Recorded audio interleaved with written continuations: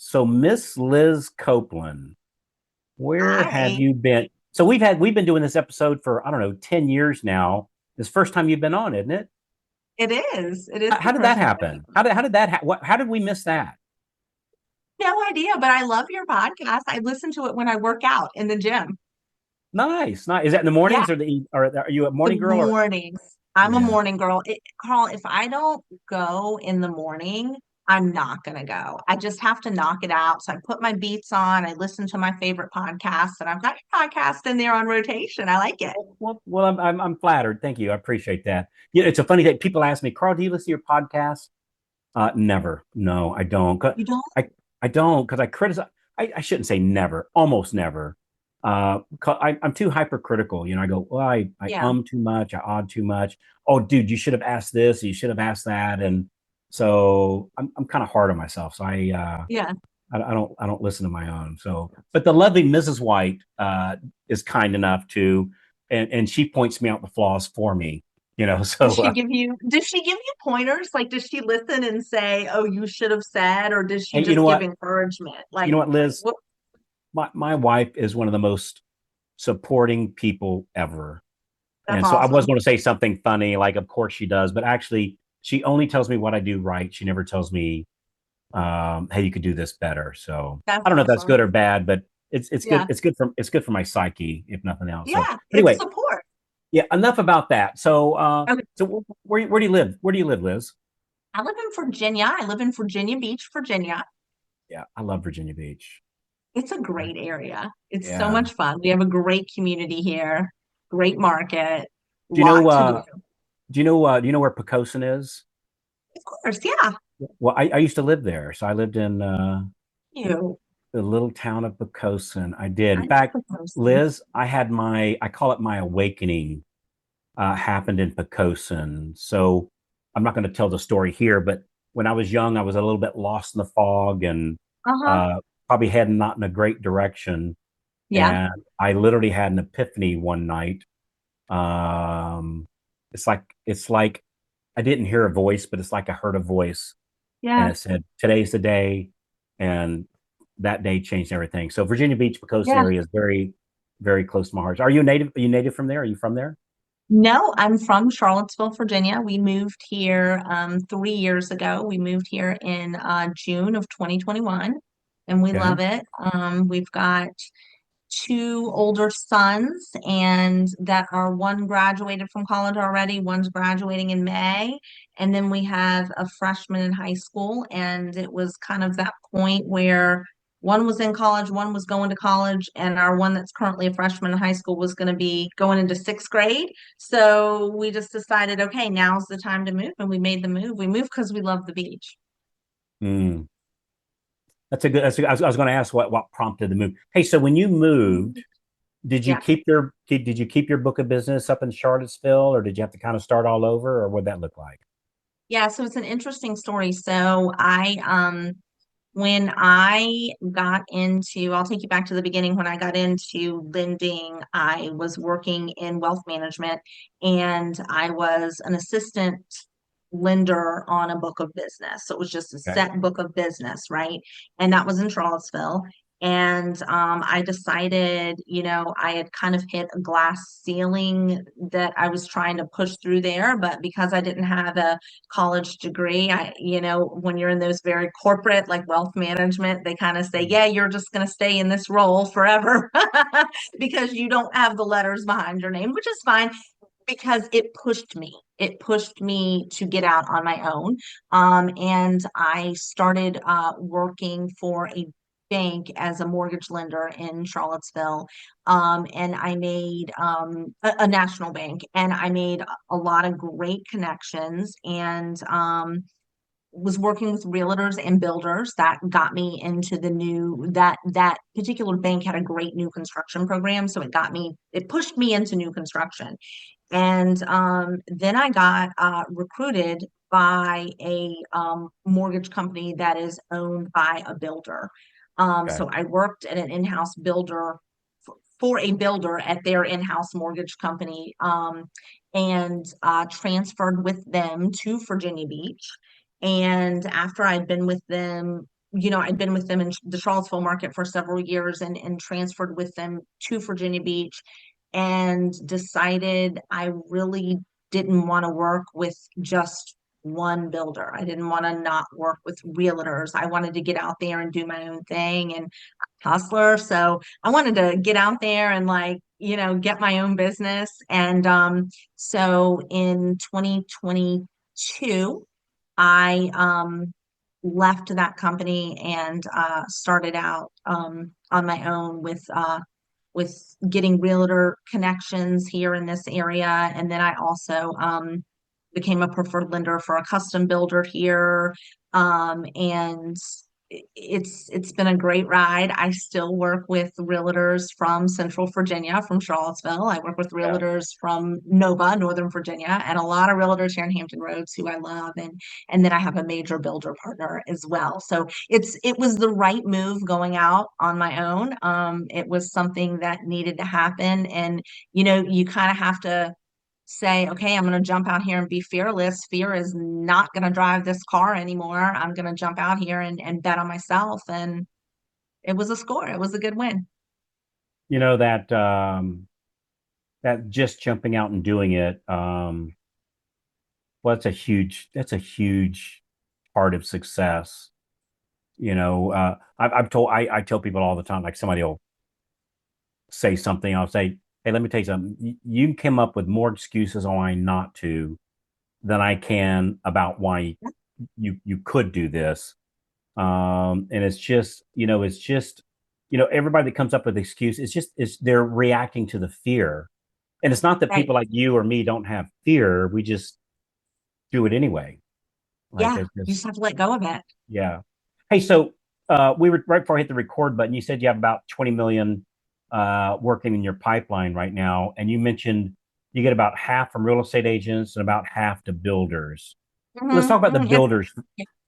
Go ahead. I'm Yep. sorry. No, go ahead. Yeah, it's about half and half or 60. It might be 60 builder, 40 realtor, but it's very close. Okay. Okay. Um, Let's talk about the builder part for a little bit. yeah. So on these builders, um, do like do they get a piece of the pie in some way, or like how do you get those accounts? So really, when you when you work with builders and you work with new construction, it's different than working with realtors. And it's a different beast, so to speak. But what builders want, I mean, realtors want this too, obviously, but it's just a little bit of a different beast. But what builders want is they want someone that understands new construction, that gets it, that is going to do everything they can to make a deal work, is going to have the follow up and follow through throughout the whole process, is going to have the products that they need for their clients, right? And get to the closing table. And so, really, when you meet builders, people have a very short attention span.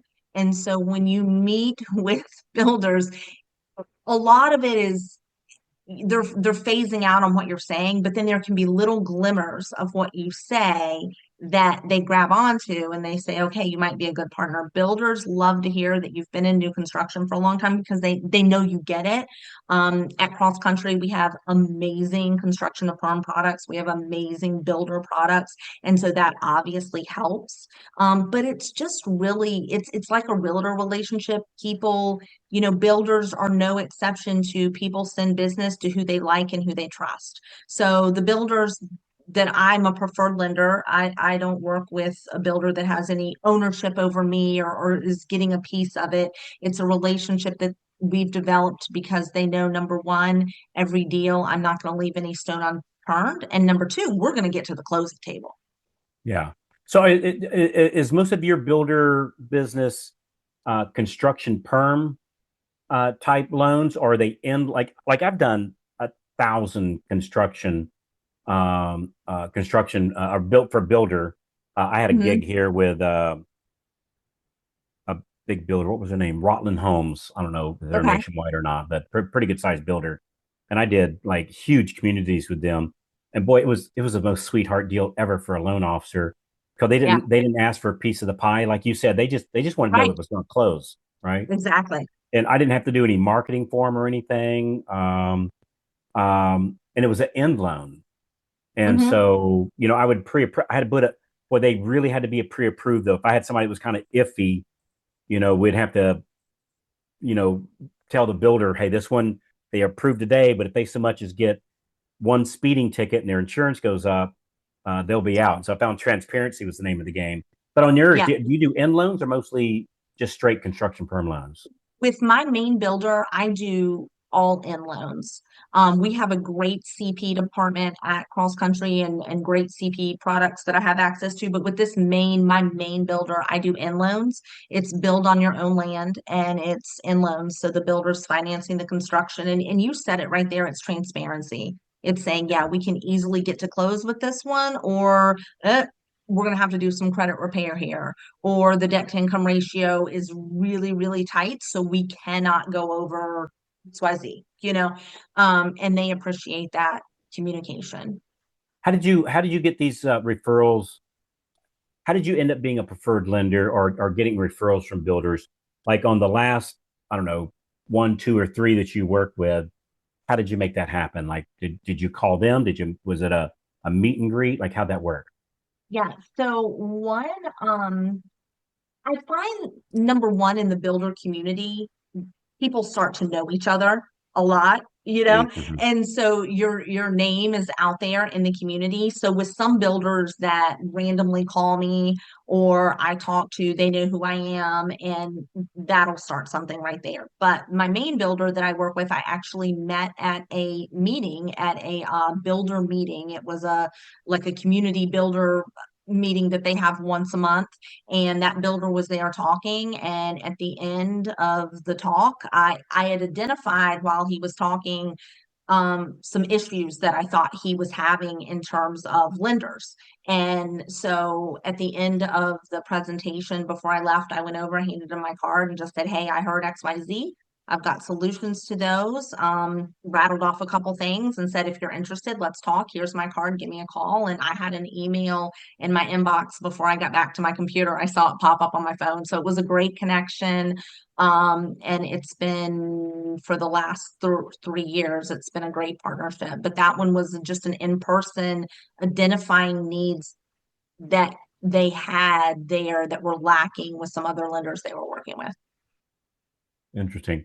And any different story with any of the others, or is it all basically like you meet them face to face, or do a lot of phone work? And how'd you pick those to be the ones to go after? Not really phone work. The others that I work with from time to time just kind of came to me by word of mouth. One of them is a large national builder that does have an in-house lender, but that in-house lender has very strict guidelines. Hmm. And so it was just kind of word of mouth around their company. And they will send me things that lender can't get done. They'll say, okay, Got let's it. send that over to Liz and give her a shot and see if she can get it done. And a lot of times I can. So that's one of them. Other ones are, I just have met in the community. I'm part of a group called Real Producers here in Hampton Roads, and they're builders, realtors, within that group. So I meet a lot of people within that community. But mainly mine isn't, I'm not a cold caller. I'm a more warm. I meet people out and about and I network in that way. And I develop those relationships in the beginning first. So I might meet a realtor at a real producers event. This is a great story with one I met at a real producers event, and we, set up to go out to lunch. We went out to lunch, then we went out shopping because we had a similar taste in clothes, and we had a great time, and we just developed a friendship before we ever did a deal. And now she's a great partner. Hey there. Hey, if you're loving the tips so far, be sure to hit that subscribe button right down there and then tap the little bell so that you never miss out on more free cool tips coming your way. Also, I would love to hear from you. Drop a comment beneath there. Let me know what you think or tell me what you'd like to hear next. So if somebody's thinking about, hey, I think I'm going to go after the builders, what's one thing you tell them? Boy, one thing you want to make sure you do when you're courting them is, So when I like to say is you need to know your products, know your CP products. If they are a construction upon builder, know what you can do on the in loan, know your products, know what you're talking about before you talk to builders, because builders aren't the ones that are going to typically go out to lunch and go shopping afterward, right? Builders want to Yeah. know, what can you do? How can you get their loans to close? And then also, what's going to set you apart from the lenders that they're already working with? So with my main builder, just when he was talking, I could identify holes that he had, and I knew how to plug and play and fill them in. For instance, What was at that time, what was one of those holes? yeah. Um, it was in 22, and rates were going up every Yeah. time we turned around. And he did not have any ARM products at that time that were providing lower rates. And he talked about that. He talked about the fact that he was having a really hard time with getting people to qualify with the higher rates. Yeah. And that was one thing that I had in my wheelhouse at that time. And I was able to go up and say, hey, I heard you're struggling with rates. I've got blah, blah, blah, and they're running about 1% lower, and I'd love to talk about it. Some just offering an adjustable product. Frankly, that Exactly. what everybody had, but they weren't offering, and you were. Right, Yeah. exactly. So people had them, but the rates weren't as, I mean, these at the time were much lower. And so it was just something I was able to identify in his conversation, and I knew I could help. And then also I threw in, hey, I've been in new construction forever. I talk your language. I know your Yeah. business. And Yeah. it's been a phenomenal partnership ever since. What's the hardest part about working with a builder?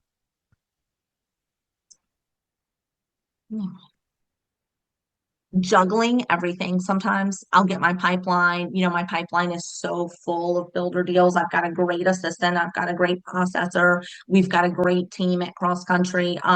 But yeah, it is sometimes juggling all those deals where they are in the different phases. Obviously, when you're talking like a 10-month build, you're pulling credit multiple times during the process. Credit expires every 120 days. So I would say juggling all of that sometimes can be really challenging. And also with the build on your own land, sometimes, depending on where the land is, the appraisals can be challenging.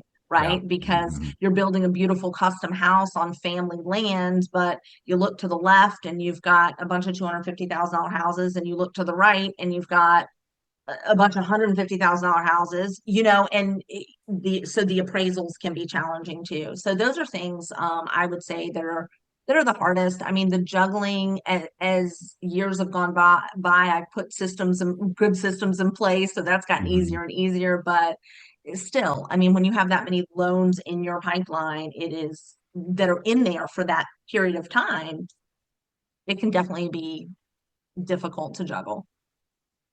So how does it work? So here you pre-approve somebody Mhm. for their end loan, Yeah, or construction perm.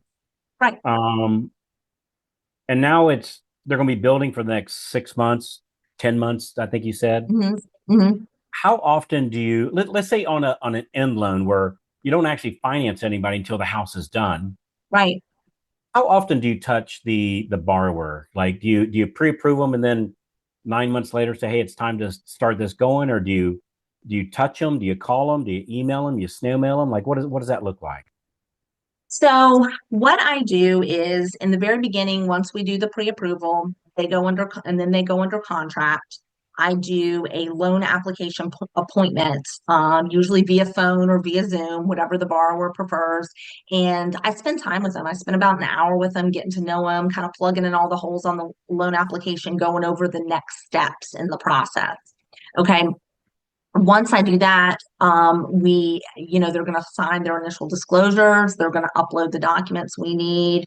We're going to get them, my team's going to get them into underwriting for that conditional commitment. Um, During that time, they're getting automated emails from me saying your loan is in processing, your loan is going into underwriting. Once they're approve, they have the conditional commitment from underwriting, then my processor reaches out at that time to go over that conditional commitment, right? We wait for the builder to get plans and we let the builder know we're conditionally approved by underwriting. We wait for the builder to get plans and specs together, pull any permits, anything they need to do on their end. Then the builder lets us know, hey, we've had our plans and colors meetings. Here's the addendums that are going to, any changes to the purchase price. And now we're going to have you go ahead and order the initial appraisal. So once we're ordering the initial appraisal, my clients get an auto email that says, we're ordering your appraisal. At that time, I usually touch base with them and let them know, hey, we expect to have the appraisal back, within the next couple weeks or however long, it's going to be. And you're going to get a copy of that appraisal in your loan portal. If you have questions on it, let me know. Most of my clients are really active with me during the process. So I get a lot of calls, emails, texts from my clients throughout the process, like when they receive the appraisal or just questions on the market. Hey, Liz, I saw this on the news about rates. What does this mean? So there's a lot of interaction going on. Once that appraisal comes in, then, I tell the client, hey, we're going to be pretty quiet on the loan side because now, just like you, we're waiting for the house to get built. If you have any questions, let me know during this kind of quiet downtime. If not, I'm going to regroup with you about 60 days out from closing. And then, they'll have their pre-construction meeting, break ground. About 60 days out from closing is when I reach back out and I say, hey, we've got to get homeowners insurance in place. How do you know it's 2 months out? Does the builder give you a heads up?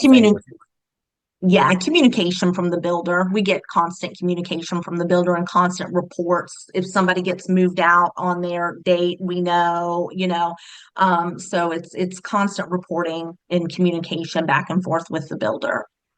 Well, I think you've done a great job with that. Anytime you think of a builder, or I guess a real estate agent too, for me, it's like if I'm supposed to fill a swimming pool, there's two ways I can do it.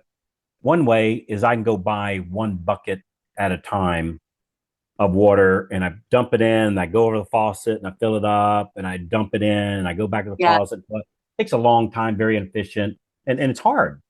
But, when you get a builder or real estate agent, it's like you got a garden hose now and you turn the spigot on and I get a lead today, I get another one next week, I get one next week, I get one next week.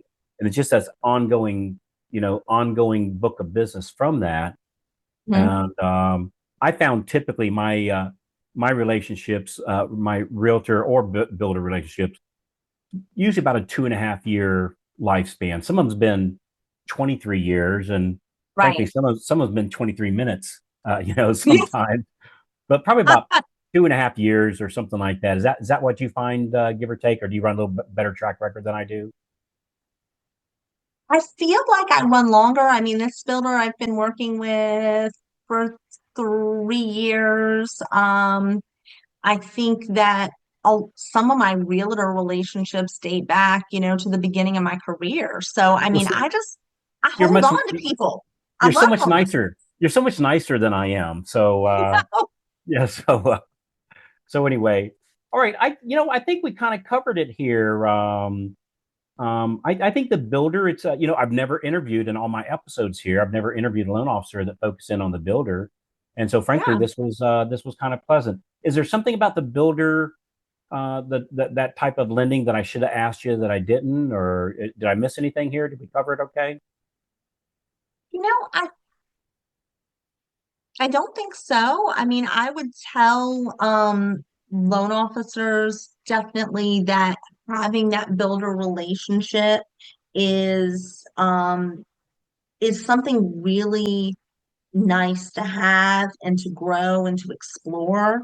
And that, what I do is, as a loan officer, I think a lot of times, especially newer loan officers coming in, it's scary because if you're just on that month to month, that 30-day, you don't see out what you have. And I think with a builder, one nice thing about it is I can look out through 2025 and say, okay, I've got 20 million on the books, and then I'm going to fill it in with realtor business. And so I feel like you work very hard for it, but it's very rewarding and almost comforting as a loan officer to see that pipeline out there throughout the year and that it's consistently growing. It's continuing to grow. So it's a bit of I think comfort in times where we've had loan officers say they just feel scared. Mm-hmm. Yeah. Yeah. Because you already know what and we're recording this in February. You already know what your June is going to be like because you just look at how many Right, builder accounts, what's my average. right, I know I've got at least that, and that's right. before I ever start prospecting. Hey, you know what? Yeah. Last question.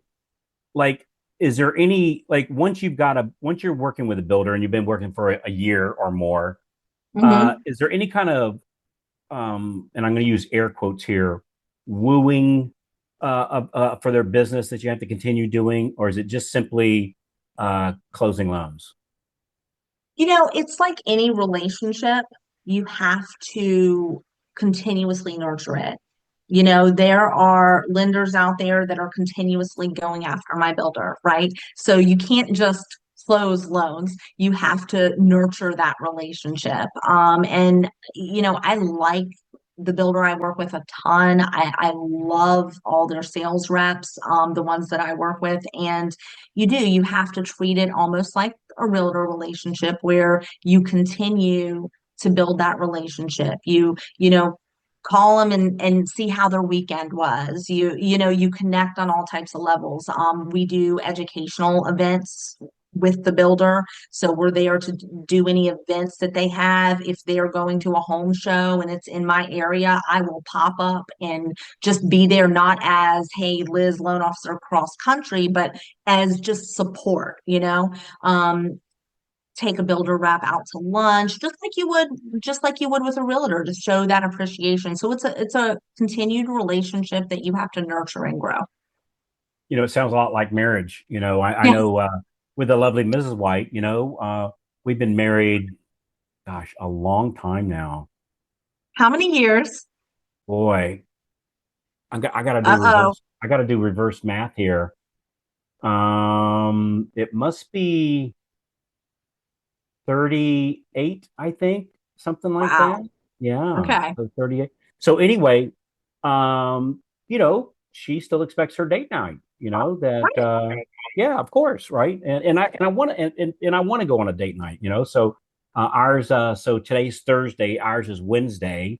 So last Okay. night was our date night. And so, yeah, no matter how long we've been married, she still likes the flowers and the chocolates and, Yeah. Yeah. and the sweet little love notes and stuff, that I think the same thing in business that Uh-huh. you start taking somebody for granted and somebody else will send them flowers and chocolates Exactly. and get that business instead of you, A so hundred percent. A yeah, hundred yeah, percent. I always say, like, as a female, other lenders, they're like other females coming after your man. You know what I mean? And that's like with yeah, realtors, that's like with your builder. You yeah. have to be on top of your A game. And that really, for me, relationship is everything with my clients, my builder, my realtors. That is the forefront of everything. So you have to continue to keep that relationship strong. Well, Liz, it's very easy to see why you're doing so well. You're such a Oh, charming thank you. person, and likability goes a long way in this business. I have found that, Yeah, and I a can tell hundred you're percent. honest.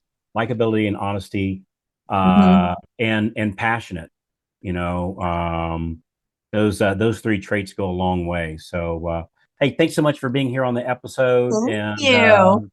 well, let's not be another 10 years before we do this again. I know, I would love to do this again. This is fun. I would love to do it again. If you ever need some more builder passion on your podcast, please let me know. I'd love to join. I appreciate that. All right, thanks so much, Liz. Thanks, Carl.